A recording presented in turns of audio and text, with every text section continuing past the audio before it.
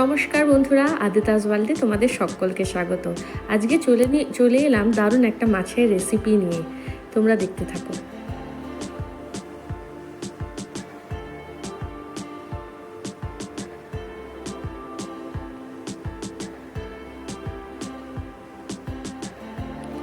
এই যে মাছের রেসিপিটা করলাম, এটা করতে খুবই কম সময় লাগে এবং খেতেও খুব সুন্দর হয়। ঘরে থাকা যে কোনো জিনিস দিয়েই খুব সহজেই এই রেসিপিটা বানানো যায়।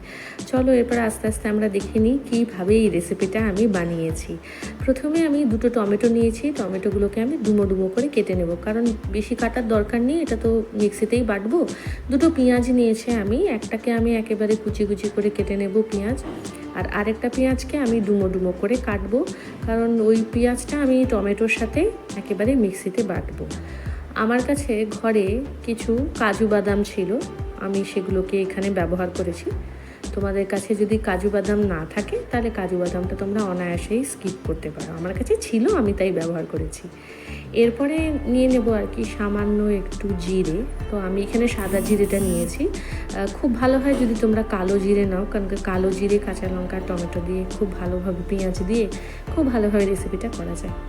এখানে আমি মাছগুলোকে নুন হলুদ মাখিয়ে একটা এরকম কন্টেনারের মধ্যে রেখে দিয়েছিলাম। তো সেগুলো বের করে নিলাম, আর এখন আমি আপাতত করে মশলাটা রেডি করে নিচ্ছি। এর মধ্যে আমি টমেটোর সাথে পেঁয়াজ তো ছিলই, তার সাথে একটু কাজু বাদামগুলো দিয়ে পেস্ট করে নিলাম। এখন তেল গরম হয়ে গেছে, দেখো মাছগুলোকে এবারে ভেজে নিতে হবে। খুব একটা বেশি না ভাজলেও হবে, এপিট ওপিট হালকা করে ভেজে নিলেই হবে মাছগুলো। এরপরে আমি এখানে মাছ ভাজা হয়ে গেলে আমি এর মধ্যে কড়াইয়ের মধ্যে জিরে দিয়ে যে কুচি করে পেঁয়াজটা রেখেছিলাম সেটাকে এখন ভাজতে দিয়ে দিলাম। এটা এবারে আস্তে আস্তে হালকা সামান্য ভাজা হলে আমি এর মধ্যে যে মিক্সিতে যে পেস্টটা করেছি সেই পেস্টটা দিয়ে দিচ্ছি। এরপরে খুব ভালো করে পেস্টটা মিশিয়ে ভালো করে এখানে কষাতে হবে। এবারে রান্নার তো মেনই হচ্ছে কষানোর উপরে রান্না ভালো মন্দ ডিপেন্ড করে।